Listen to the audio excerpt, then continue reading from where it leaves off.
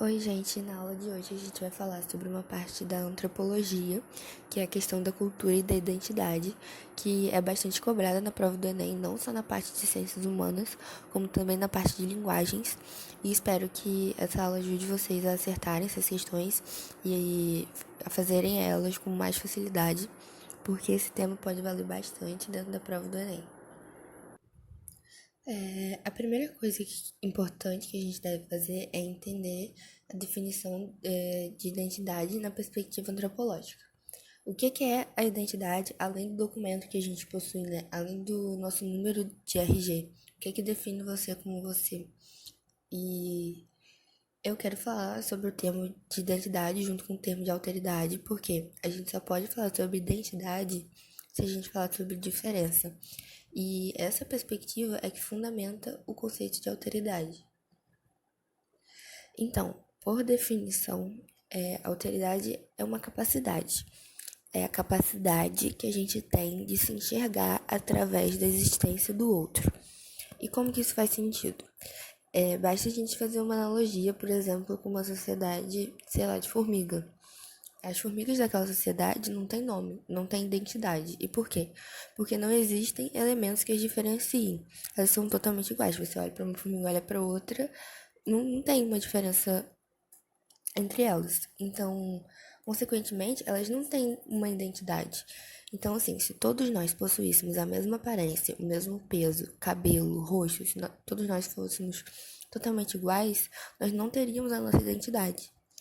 Então, ser diferente do outro, a diferença em si, é extremamente importante para a consolidação da nossa própria identidade. Porque as pessoas te reconhecem na rua como você. Por quê? Porque o seu cabelo é dessa forma, pela sua fala, pela sua linguagem, pelo seu jeito, pelos seus gostos. Então, a identidade é também uma coisa ampla. Ela vai desde a língua, o idioma que você fala, até os seus gostos e a forma como você se veste.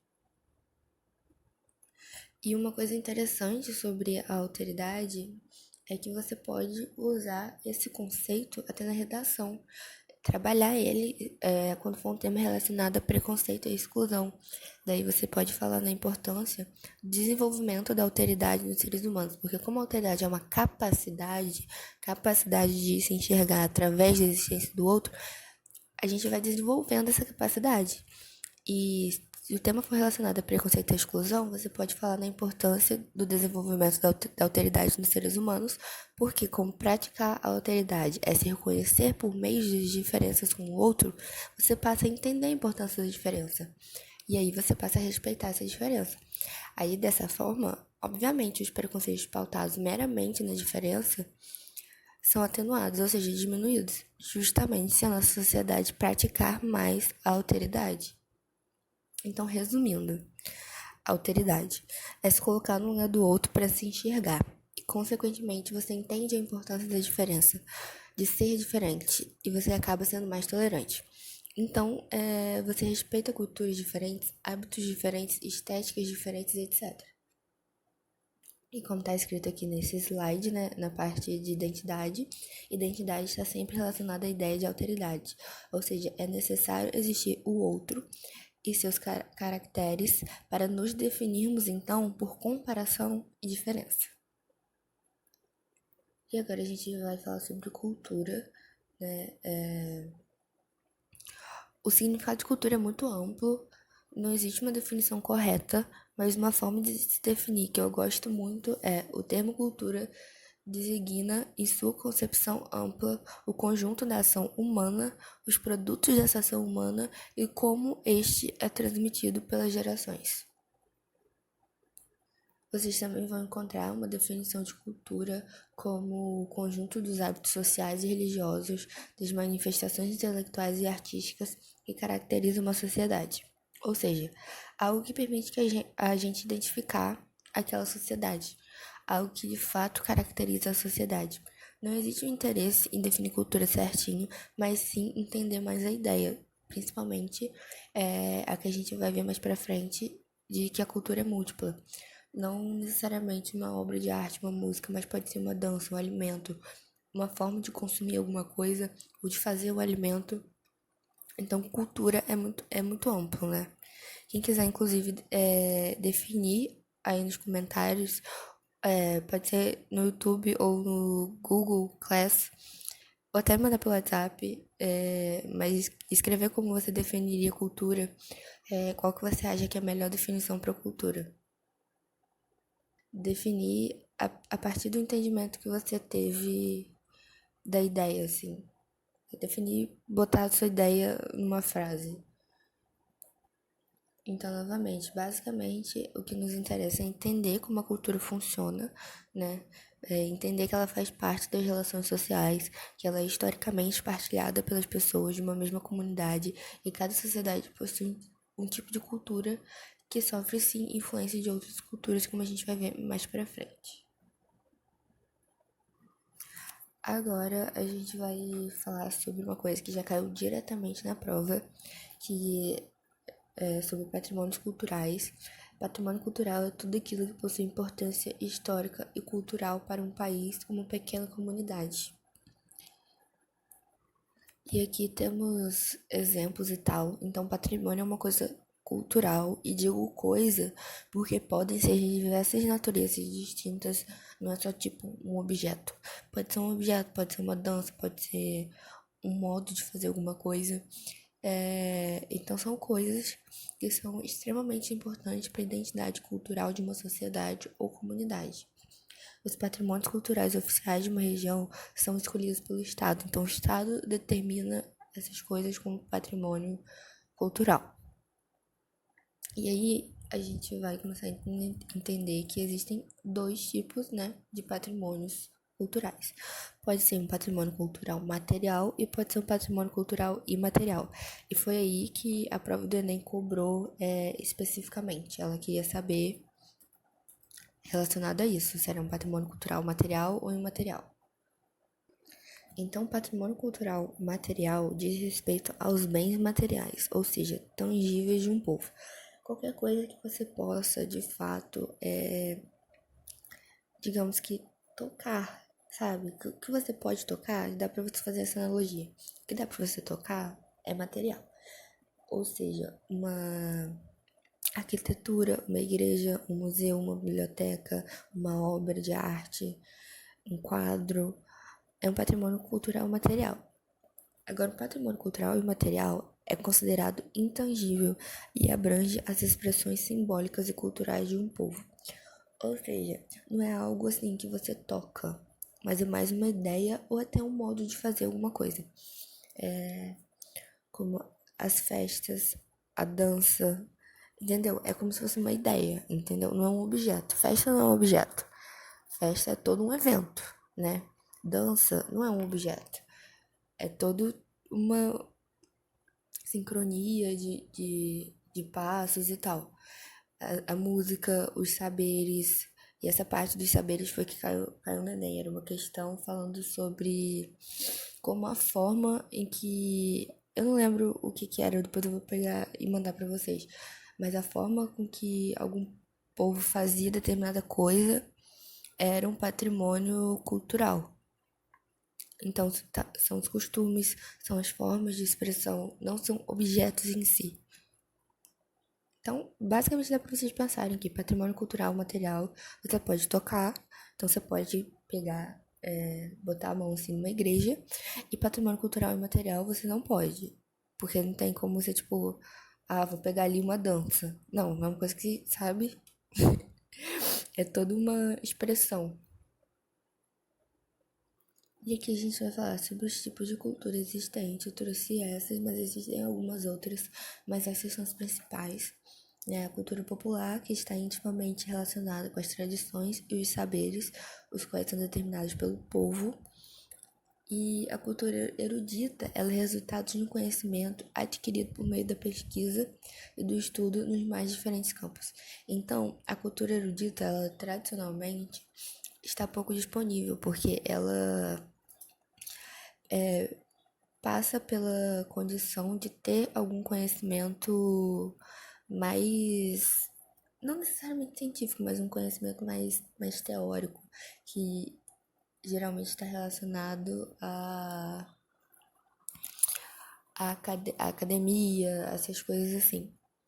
E além disso, a gente tem a cultura material, né, que faz parte do que a gente viu anteriormente, né, de patrimônio artístico material. Então, a cultura material que a gente pode tocar, e a cultura imaterial, que são as danças, são as expressões, o modo de fazer as coisas e etc. E existem várias escolas antropológicas, ou seja, existem várias formas de se estudar as diferentes culturas ao longo da história, e nós vamos ver as três principais escolas antropológicas, as três principais visões de estudo das culturas. A primeira que a gente vai ver é o evolucionismo, que baseou-se na teoria evolutiva de Darwin, e eu já comentei sobre essa forma de análise das culturas em outras aulas. Acho que foi na revisão que eu contextualizei com racismo, não lembro exatamente, mas basicamente da mesma forma que Darwin entendia que existia um nível de evolução entre os animais, os estudiosos que fundamentaram a teoria evolucionista entendiam, né, que existem culturas que são mais evoluídas do que outras. E o principal fator utilizado para constatar a evolução de uma cultura é a existência de tecnologia e ciência no cotidiano daquela sociedade. Então, no primeiro momento, né, as sociedades primitivas ou as sociedades que existem que não usam tanto, né, e não desenvolvem tanto a tecnologia e a ciência, elas estão no estado animalesco, enquanto as sociedades que são mais tecnológicas, elas estão mais evoluídas, né? E aí, quando pensa assim, estabelece o europeu como mais evoluído. E isso é extremamente problemático. Influenciou o surgimento do imperialismo europeu, né? Porque eu já falei isso em outras aulas, acho que até mais de uma aula que eu já falei sobre isso, mas eu vou falar de novo, porque isso cai bastante, cai como história também, né? Quando vocês vão estudar, ou se vocês já estudaram imperialismo, vocês vão saber que essa era uma das justificativas para que a África e a Ásia fossem invadidas, né? Porque como aqueles territórios não tinham a tecnologia muito desenvolvida e a ciência desenvolvida, alegava que eles precisavam ser invadidos para que por quem era mais evoluído para trazer evolução para aquele território, para aquela população. Só que na verdade isso foi extremamente problemático, extremamente violento, e vocês vão ver mais a fundo, né, essa questão do imperialismo em história. E as consequências disso é o racismo, é o fascismo e o etnocentrismo. A segunda escola antropológica é o estruturalismo, ou seja, a segunda forma de se estudar as diferentes culturas, né? E ele surge na segunda metade do século XX, e ele opera no sentido de descobrir as estruturas que sustentam todas as coisas que os seres humanos fazem, pensam, percebem e sentem. Então ele entende que cada sociedade tem a sua estrutura, e essas estruturas podem ser semelhantes ou podem ser diferentes. Então, basicamente, o estruturalismo começa a entender que não existe uma evolução comum, como no evolucionismo que a gente viu. O evolucionismo é como se todas as sociedades elas começassem de uma mesma forma e elas fossem evoluindo para uma mesma forma. O estruturalismo começa a entender que toda sociedade tem uma estrutura diferente, né? Que não são estruturas iguais, que cada sociedade tem uma estrutura social específica e que vai sendo desenvolvida ao longo da história. Né? As estruturas sociais podem ser comparadas, mas cada sociedade tem sua especificidade. E a terceira escola antropológica é o funcionalismo, que daí de fato compreende que cada cultura é específica e não existe uma linha de evolução comum que todas elas vão percorrer, né? Que os grupos sociais se organizam para satisfazer suas necessidades fundamentais, biológicas e sociais. Então, diferente do evolucionismo, não entende que uma sociedade que tem mais tecnologia, mais ciência, ela é necessariamente mais evoluída do que uma que não tem, uma que ainda utiliza instrumentos arcaicos. Não dá para fazer esse nível de comparação de que uma é mais evoluída do que a outra, porque eu já dei até esse exemplo em alguma outra aula também que eu falei sobre isso. Existem coisas que não fazem sentido para determinadas comunidades. Então, quando a gente pensa na questão de carros, né? Para quem mora numa cidade que tem que se deslocar bastante, ter um carro faz realmente sentido. Agora, se você mora numa aldeia, numa comunidade muito pequena, qual é de fato a necessidade que aquela sociedade tem de que todos os moradores adultos tenham um carro? Não faz o menor sentido. Então, não é uma questão de que numa cidade tecnológica cheia de carros é mais evoluída do que. Tem uma cultura mais evoluída do que nas aldeias. Não faz sentido, porque o funcionalismo entende que a sociedade ela vai o quê? Se organizar para satisfazer suas necessidades. E tem coisas que não são necessidades de determinadas sociedades. Isso não faz com que elas sejam menos evoluídas, porque evolução seria você atender às suas necessidades, entendeu? E o funcionalismo também é uma observação participante, ou seja, o sociólogo, né, quem está estudando determinada sociedade, vai para essa sociedade, vive um tempo lá para observar as coisas que acontecem. E daí surge esse relativismo. Relativismo é isso justamente que eu falei de a gente vai relativizar, entendeu? Realmente ter tecnologia e ciência é uma coisa muito melhor do que não ter? Depende, isso é relativo, depende de qual sociedade a gente está falando, depende da realidade daquelas pessoas que estão vivendo ali. Elas realmente sentem essa necessidade e isso está realmente fazendo falta para elas ou não?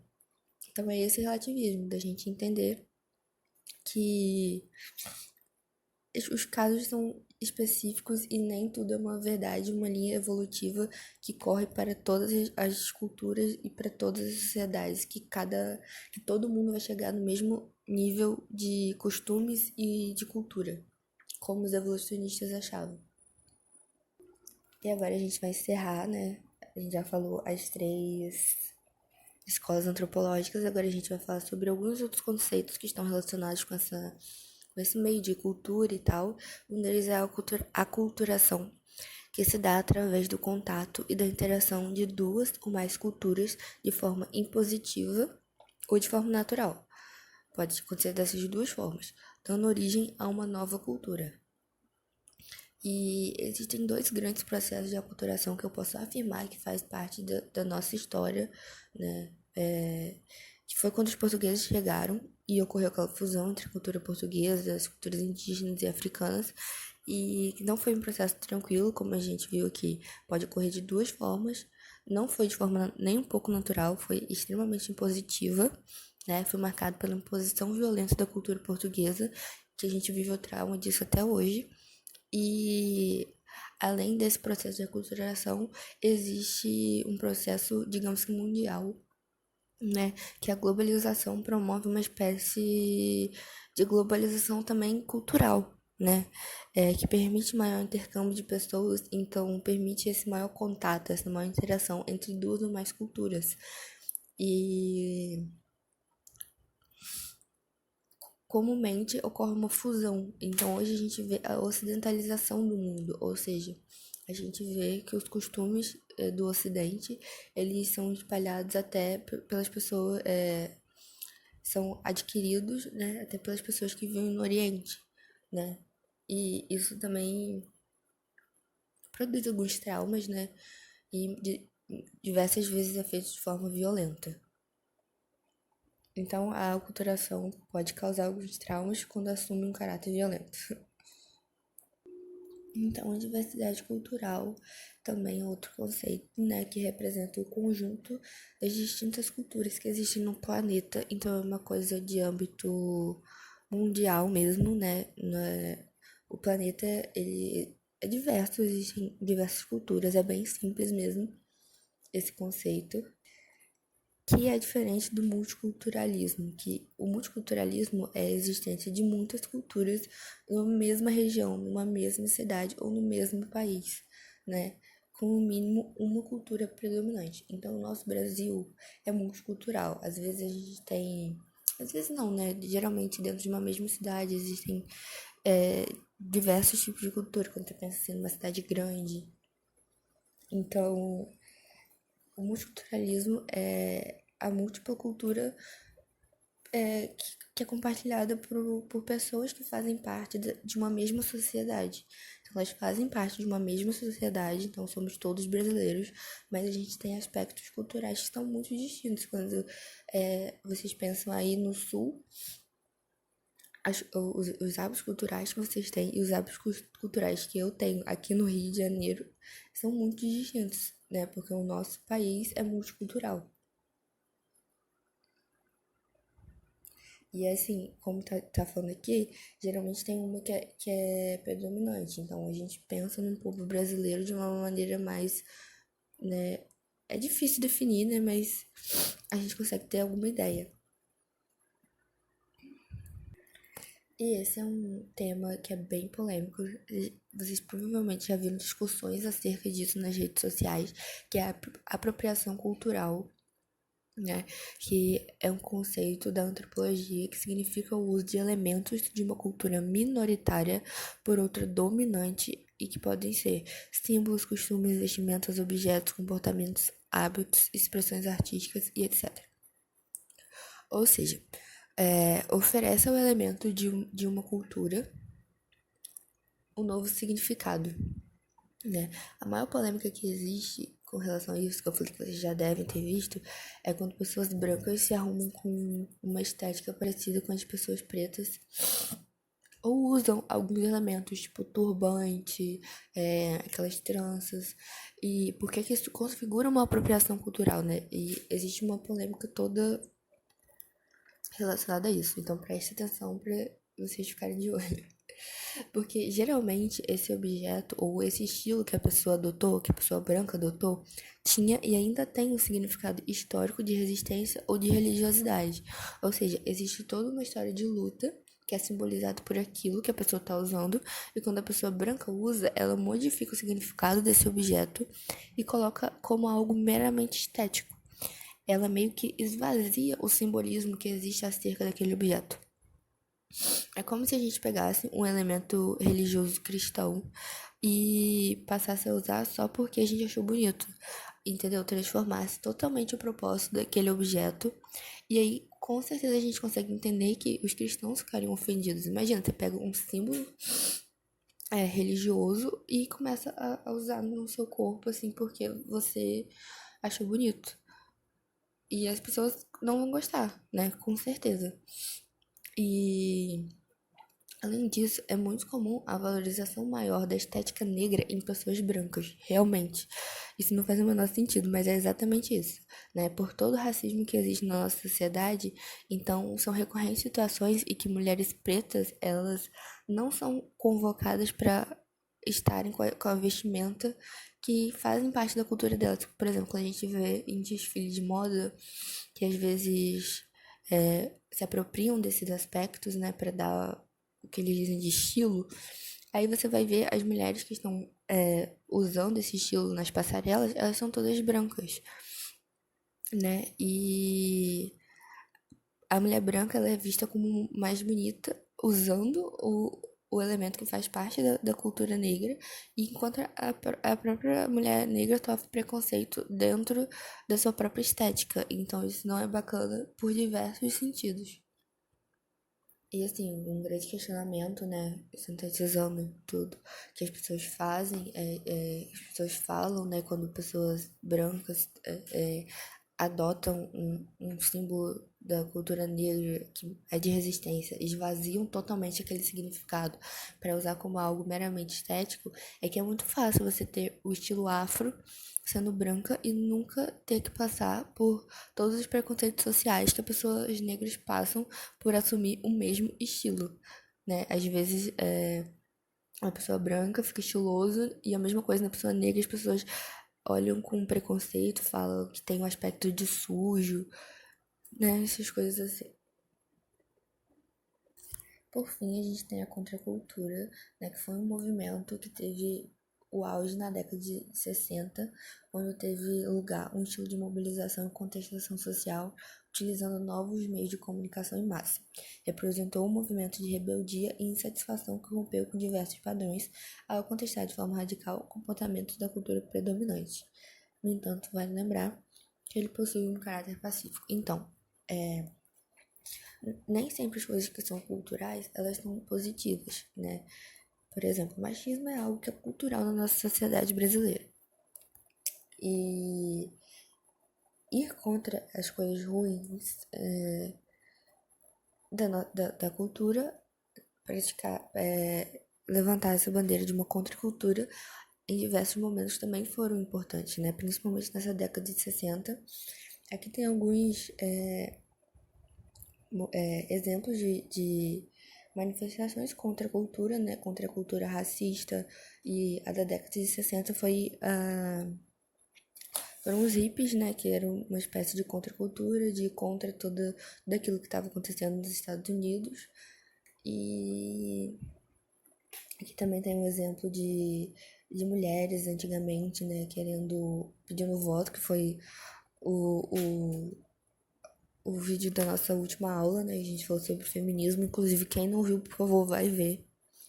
Que foi uma aula muito importante. Então, é basicamente isso. A gente também tem uma ideia de que nem tudo que é cultural é positivo e que ir contra a cultura, historicamente, ocorre, sempre ocorreu e continua ocorrendo, e é muito importante em diversas vezes. Por exemplo, quando as mulheres estavam pedindo voto e contra a luta contra o racismo, que também é cultural. Enfim, gente, é isso. É uma aula bem tranquila, mas existem muitas questões, muitas coisas que podem cair relacionado a esse tema. Espero que eu tenha ajudado vocês. Se vocês quiserem, por favor, definam cultura aí pra mim. E qualquer dúvida eu tô sempre à disposição.